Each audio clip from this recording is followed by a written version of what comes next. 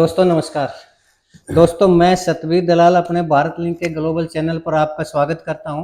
दोस्तों आज हमारे साथ जो शख्सियत हैं वो बहुत ही एनर्जेटिक, मिलनसार और युवा शख्सियत हैं और अक्षेत्र के एक बहुत ही लोकप्रिय नेता हैं। ये हैं श्री संजय दलाल जी। संजय दलाल जी पहले देवीलाल परिवार से जुड़े रहे और उसके बाद जब जननायक जनता पार्टी का निर्माण हुआ तो ये श्री दुष्यंत चौटाला जी के साथ गए, उनके हाथ मजबूत किए और इस क्षेत्र में, बादरगढ़ के क्षेत्र में इन्होंने काफी काम करवाए, लोगों को रोजगार दिलवाए, लोगों की सेवा की। और इतने काम जो संजय दलाल जी ने करवाए उनकी एक इतनी लंबी फहरिस्त है कि हम सभी का यहाँ वर्णन नहीं कर सकते। तो आइए, इन्होंने अपने बिजी शेड्यूल में से जो हमारे लिए समय निकाला उसके लिए सबसे पहले तो हम इनका धन्यवाद करते हैं और अपने चैनल पर स्वागत करते हैं। दलाल साहब, आपका हमारे भारत लिंक ग्लोबल चैनल पर सर स्वागत है। धन्यवाद सतवीर भाई। सबसे पहले तो आप आज हमारे इस कार्यालय पे पहुंचे जी और आपका जो भारत लिंक जो चैनल है जी जी इसके जी जितने भी सब्सक्राइबर हैं, जितने भी चाहने वाले लोग हैं, जी हम आपका भी, चैनल का भी अपने इस ऑफिस पे स्वागत करते हैं, अभिनंदन करते हैं। जी जी, शुक्रिया सर। दलाल साहब, एक सवाल काफ़ी दिनों से मेरे जहन में था, मैं आपसे पूछना चाह रहा था, लेकिन आपकी बिजी शेड्यूल होने के कारण मुलाकात नहीं हो पाई, टाइम नहीं लग पाया। तो आज मुलाकात हुई है तो मैं आपसे पूछना चाह रहा हूँ कि देवीलाल परिवार की जो विरासत है सर, वो ओम प्रकाश चौटाला जी के पास है, इनेलो के पास है। तो आप इनेलो को छोड़ के ना इस पार्टी के प्रति इतने समर्पित होते हुए भी आपने दुष्यंत चौटाला जी का जो साथ आपने करने की कोशिश की, आप उसकी पार्टी ज्वाइन की, आपने जेजेपी ज्वाइन की, तो आपने इनेलो क्यों नहीं ज्वाइन की? पत्रकार जी, आपका जो सवाल है, मैं पहले तो आपकी जानकारी के लिए बता दूं, जी मैं 1992 में राजनीति में आया था जी जी जी और इस पार्टी में डॉक्टर अजय सिंह चौटाला जी जब इस जी जी जी पार्टी की युवा विंग को देखते थे जी तो मैं उनके साथ जुड़ा था जी और उनके साथ जुड़ा।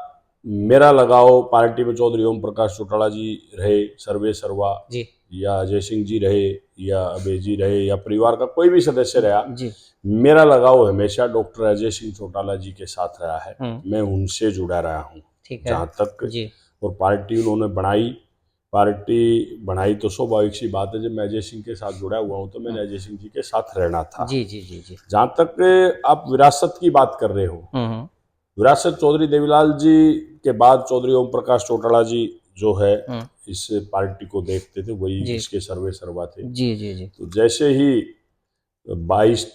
16 तारीख को हम्म, 2013 में डॉक्टर अजय सिंह चौटाला जी जी और चौधरी ओम प्रकाश चौटाला जी हम्म, जब जेल में गए, जी तो जेल में जाने के बाद दुष्यंत चौटाला और दिग्विजय चौटाला जी अपनी पढ़ाई करते थे। जी जी जी तो परिस्थितियां इस प्रकार की हुई हम्म, कि उन्होंने जो है राजनीति में आना पड़ा। ठीक है। और आपकी जानकारी के लिए बता दूं, सन 14 के अंदर हम्म, दुष्यंत चौटाला जी सबसे युवा सांसद जी देश में बने। जी जी बने।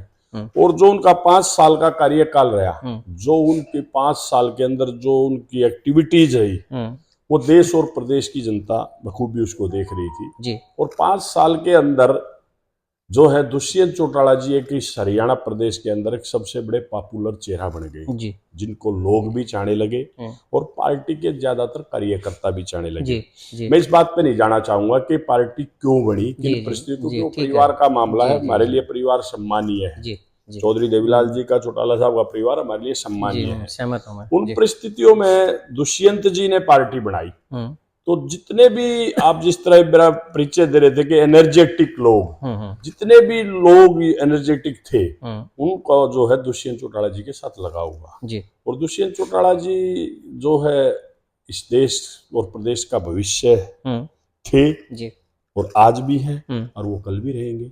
परिस्थितियां जो भी हो, हाँ हाँ तो हमारा जो है, मैं डॉक्टर अजय सिंह चौटाला जी का वर्कर, कार्यकर्ता। हम्म मैंने राजनीति के ABCD अजय सिंह चौटाला जी से सीखी है हम्म और मैं जो हूँ इसी कारण जो है हम्म, उनके जेल जाने के बाद दुष्यंत चौटाला जी के साथ जुड़ा था। जी। आपने सर एक दो बातें कही, जैसे एक तो ये था कि सबसे कम उम्र के जो सांसद रहे हैं, तो इसका मतलब ये था कि एक्सपीरियंस तो राजनीति का एक पारिवारिक उसमें भी हो जाता है, और जब जीत के ने सांसद बने तब भी प्रैक्टिकल एक्सपीरियंस भी हो जाता है। और आपने कहा कि देश का जो भविष्य है, दुष्यंत जी का जो भविष्य है वो ब्राइट है। तो अगर इतना एक्सपीरियंस होते हुए, ब्राइट फ्यूचर होते हुए, जब 2019 में बीजेपी को 40 सीटें मिली थी, अर्थात वो जनमत उसके पक्ष में नहीं था, और 10 सीटें आई थी जेजेपी की, दुष्यंत चौटाला जी की, तो उन्होंने जनमत का उल्लंघन करते हुए बीजेपी को क्यों समर्थन दिया? और अगर वो नहीं देते तो आज के दिन जो परिस्थिति कांग्रेस के, क्या वो जजपा की नहीं होती, और आने वाले टाइम में इस इलेक्शन में क्या वो सीएम नहीं होते? राजनीति में उतार चढ़ाव चलते रहते हैं। जी। दुष्यंत चौटाला जी के 10 एमएलए आए और 10 एमएलए जो जनमत की स्थिति रही वो आपको मुझे बताने की जरूरत नहीं। उन परिस्थितियों में एक तरफ भारतीय जनता पार्टी थी, दूसरी तरफ कांग्रेस पार्टी थी। जी। जहां तक कांग्रेस पार्टी की बात है, जब तक मुझे जहां तक जानकारी है, चौधरी देवीलाल जी के समय से लेकर के और आज तक हमारी पार्टी का कांग्रेस के साथ कभी कोई तालमेल नहीं रहा। बिल्कुल। पहले भी चौधरी देवीलाल जी भी बीजेपी के साथ थे, ठीक है, मिलकर के जो है राजनीतिक गतिविधियां चलाते थे। जी। उसके बाद चौधरी ओम प्रकाश चौटाला जी भी गतिविधियां चलाते थे जी। और उसके बाद अजय सिंह चौटाला जी भी जो है हमारे कई बार जो है, चौधरी देवीलाल जी के समय में तो आपने पता होगा 1987 में 85 सीटें आई थी बीजेपी और चौधरी देवीलाल की पार्टी बिल्कुल आई थी सर। तो कहने का मतलब ये है कि जहां तक भारतीय जनता पार्टी के साथ अलायंस की बात है, उन परिस्थितियों में दुष्यंत जी ने लोगों के सामने जो अपना विजन रखा, ये था कि या तो क्लियर मैंडेट हमें मिलता, ठीक है, और क्लियर मैंडेट हमें नहीं मिलता तो जो हंग असेंबली की जो परिस्थिति बनी थी, ठीक है, तो दुष्यंत जी ने और पार्टी के नेताओं ने अब जो लोगों के सामने जो घोषणाएं उन्होंने कर रखी थी, वो भी एक एजेंडा था, हमारा एक खाका था। उन परिस्थितियों में हमने ये समझा कि आज की परिस्थिति में जो है भारतीय जनता पार्टी के साथ मिलकर के जो लोगों के वायदे हैं उनको हम पूरा करें। और मैं आपको बता दूं, आप ये क्वेश्चन भी मेरे से करेंगे शायद, जो मैक्सिमम वायदे दुष्यंत चौटाला जी ने करे थे जी, वो धरातल पर लाने का उन्होंने काम भी किया। बुढ़ापा पेंशन का नहीं करवाया सर? बुढ़ापा पेंशन की जहां तक बात थी, मैं आपको एक बात और बता देता हूँ।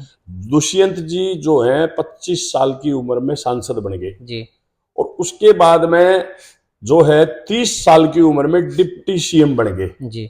जो उनकी एक राजनीतिक गतिविधियां जो ये बुलंदियों बजा रही थी, तो मुझे ये कहने में भी कोई संकोच नहीं है, परिवार के लोगों में भी और विरोधी लोगों में भी, और जहां तक जो है जिस पार्टी के साथ हमने अलायंस किया उस पार्टी के लोगों में अंदर भी एक बेचैनी हो गई जी। तो उन्होंने एक चक्रव्यूह रचा कि इस नौजवान को कहीं ना कहीं जो है कहीं ना कहीं इसको रोकना चाहिए।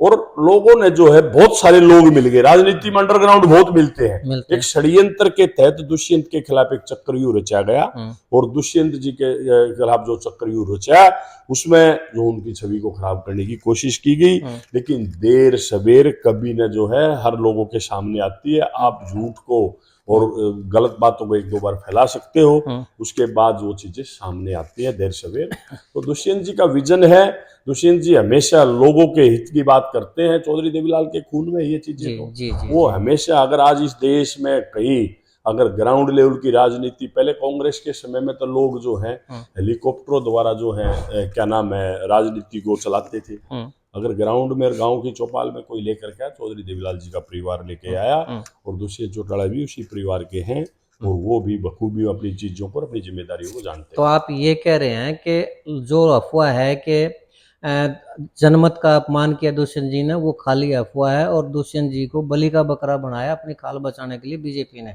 क्या ये कह रहे हैं आप? अपमान नहीं, कई बार राजनीतिक परिस्थितियां बन जाती है, ठीक है, वो आपके हाथ में नहीं होती, वो किसी के हाथ में नहीं होती।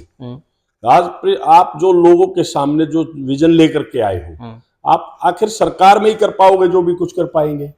अगर सरकार नहीं हो तो पहले 10 साल से कांग्रेस बैठी है, 15 साल से इनेलो बैठी है, क्या किसी का कुछ किया? क्या काम तो आप सरकार में रह करके कराओगे। और जो उस समय के हालात के अनुसार जो केंद्रीय नेतृत्व से जो बातें हुई थी, केंद्रीय नेतृत्व से जिस प्रकार से हमारी बात हुई थी, बाद में कहीं ना कहीं केंद्रीय नेतृत्व ने भी उसी षड्यंत्र में हिस्सा हो गए। वो लोग भी दुष्यंत की राजनीति से चिंतित थे लोग, और उन्होंने जो है वो, क्योंकि और तो कोई इस प्रदेश के अंदर इस प्रकार का कोई नेता है ही नहीं। दुष्यंत चौटाला से लोगों को डर था, खासकर राजनीतिक लोगों को डर था, और उन लोगों ने ये षड्यंत्र और ये चक्रव्यूह रचा है। देर सवेर दुष्यंत जी जो है इन बातों से, क्योंकि ये तो समय के अनुसार अपने आप निकल करके आएंगे, और दुष्यंत जी की एक लंबी और एक ऊंची सोच है, लोगों को जो है भलाई के लिए वो काम करते हैं। जी जी, आपने पिछला चुनाव लड़ा था सर विधानसभा का, और दलाल खाप ने आपका साथ दिया था, आपको काफ़ी अच्छे वोट भी आए थे, लेकिन चलिए किसी भी वजह से आपको चुनाव नहीं निकाल पाए, वो एक अलग मैटर है। लेकिन अब की बार आप जिला पार्षद हैं और आपकी लोकप्रियता में कहीं कोई कमी नहीं है, फिर भी आपने अब की बार क्यों नहीं चुनाव लड़ा बादरगढ़ हल्के से? और अगर आपकी पार्टी का, जेजेपी का और बसपा का उसका सॉरी आज़ाद राउंड जो पार्टी है उसके साथ आपका वो आता, लेकिन लोकप्रिय सीट को पार्टी कैसे छोड़ सकती है? जब आपका ग्राफ अच्छा था यहाँ, तो क्यों तो बादरगढ़ की सीट आपकी पार्टी ने दूसरी पार्टी को दी, और क्यों फिर वो चुनाव टेक्निकल फॉल्ट की वजह से क्यों उनका वो हुआ, रिजेक्ट हुआ? नहीं, जहां तक चुनाव लड़ने की बात है, ये तो गठबंधन की बात है। ठीक है। जब दुष्यंत चौटाला जी का और चंद्रशेखर जी का जो गठबंधन हुआ जी, उसके अनुसार जो भी सीटें जिस प्रकार से तय होती हैं वो तो पार्टी हाईकमान तय करता है। जहां तक चुनाव की बात है, और क्या नाम है, तकनीकी आधार पर कोई खामी हमारी रहेगी उसमें कि वो पार्टी का जो है क्या नाम है, अपने जो टिकट थी उनकी, जो कैंडिडेट थे बलवान सिंह, वो उसमें अपना नाम नहीं लिख पाए। ठीक है। और उस समय पे वो उन्होंने जो उसको सबमिट करा दिया तो अब वो तकनीकी तौर पर वो निर्दलीय आ गए, जी, पार्टी के कैंडिडेट ना हो करके। तो फिर पार्टी के कैंडिडेट ना होकर फिर बात हुई, बैठ करके धर्मवीर फौजी जी यहाँ बैठे हैं, सभी सीनियर्स लोगों की बात हुई, तो उन्होंने ये कहा कि जी मैं पार्टी से चुनाव लड़ना चाहता हूँ, ना कि इंडिपेंडेंट चुनाव लड़ना चाहता हूँ। तो उन्होंने आज अपना नाम जो है वापस ले लिया। बैकअप कैंडिडेट नहीं था कोई आपका? बैकअप कैंडिडेट मैंने बताया ना आपको कि कवरिंग का भी नहीं भर पाए, लास्ट में उनकी टिकट डिक्लेयर हुई थी।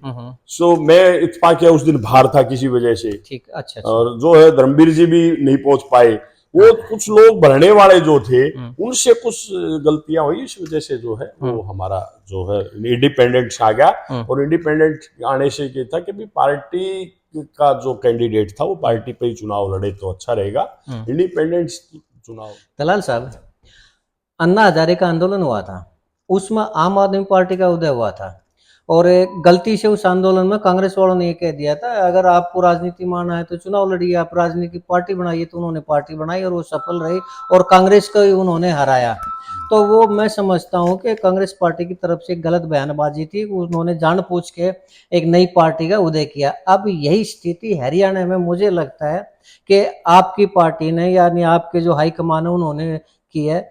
आजाद समाज पार्टी जो कि चंद्रशेखर आजाद जी के, उसका हरियाणा के अंदर एंट्री देके उसकी कोई एंट्री नहीं थी, और आपने 20 सीट देके ने क्या गलत कदम नहीं उठाया है कि एक नई पार्टी को हरियाणा में आपने पैदा कर दिया? ऐसा है, आजाद समाज पार्टी की जहां तक बात है वो एक नई पार्टी बनी है जी, निश्चित तौर पे आपकी बात ठीक है, लेकिन राजनीति में चुनाव लड़ना सबका अधिकार है।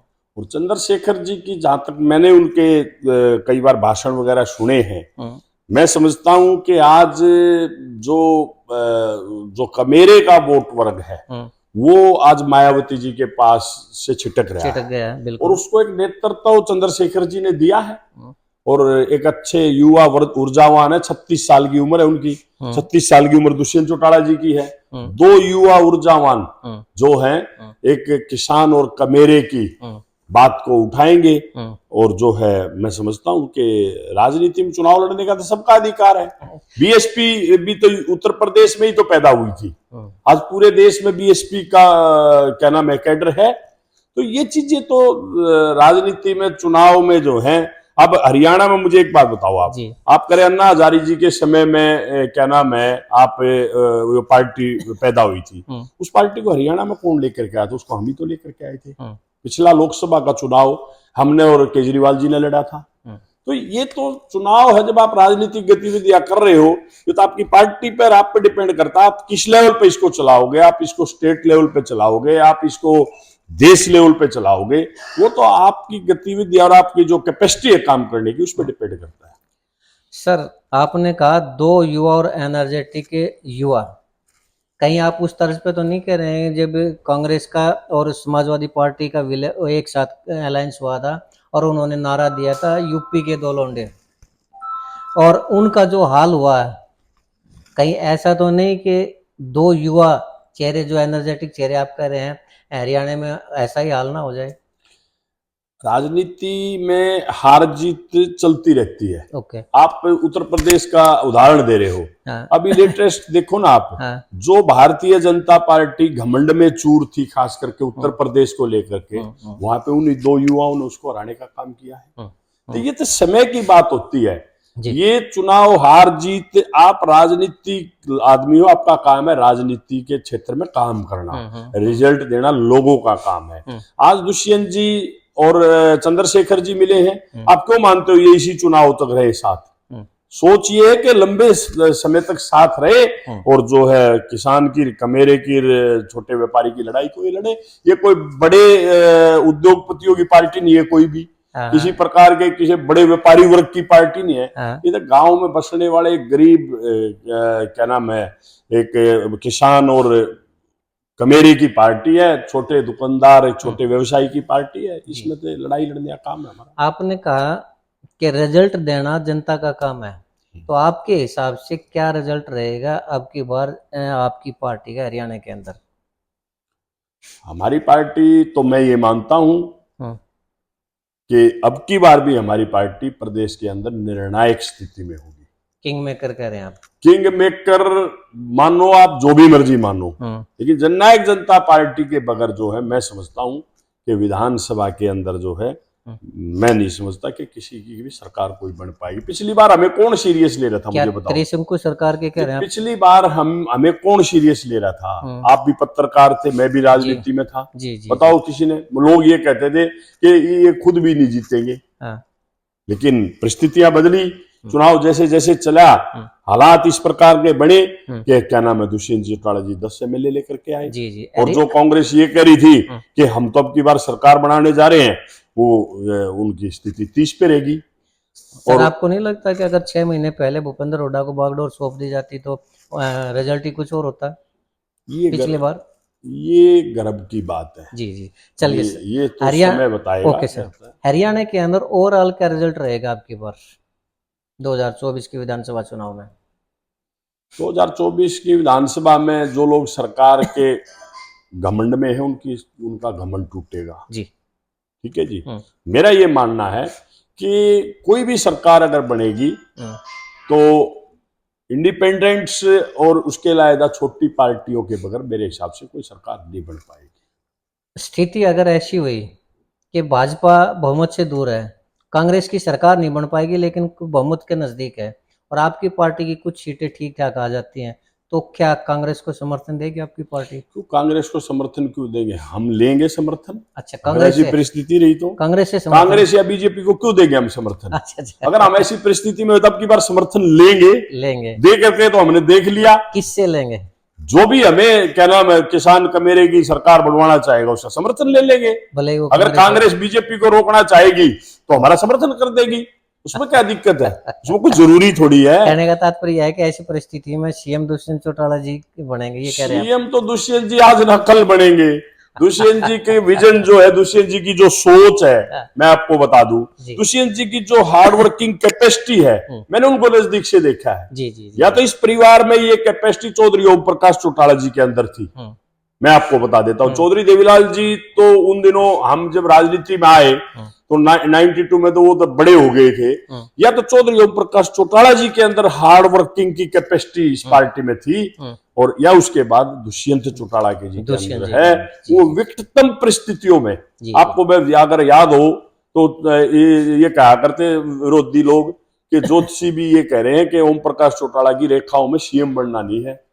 चौधरी ओम प्रकाश चौटाला ने उन परिस्थितियों जी। को, उन परिस्थितियों में संघर्ष किया, संघर्ष के दम पर वो 6 साल मुख्यमंत्री रहे और किसान गरीब के मेरे की बात करी। जी जी तो जी। दुष्यंत चौटाला में हार्ड वर्किंग कैपेसिटी है बहुत और बढ़िया एक बहुत ही सिंसियर, बहुत ही समझदार, मैं समझता हूं आज की राजनीति में हरियाणा प्रदेश समय तो उतार चढ़ाव चलता रहता है। जी, जी। मैं एक मैच्योर पॉलिटिशियन दुष्यंत चौटाला जी को मानता हूं कि उनके अंदर एक बहुत ही मैच्योरिटी है। कुछ परिस्थितियां बदल जाती है, आप पहले दिन कोई चीज लेकर के चलते हो बिगड़ जाती है। जी जी जी। उसमें कई बार क्या है, सोच आदमी लेकर के चलता, उसमें कोई फर्क पड़ जाता है। जी जी। सर आपने हमें इतना टाइम दिया, इसके लिए हम आपका बहुत बहुत शुक्रिया अदा करते हैं, शुक्रगुजार। आपके बस एक आखिरी सवाल पूछना चाहूँगा, आप अपने मतदाताओं को, अपने क्षेत्र के लोगों को और विशेष रूप से बादरगढ़ विधानसभा क्षेत्र के लोगों को जिन्होंने हर कदम पर आपका साथ दिया, उनको क्या संदेश देना चाहेंगे?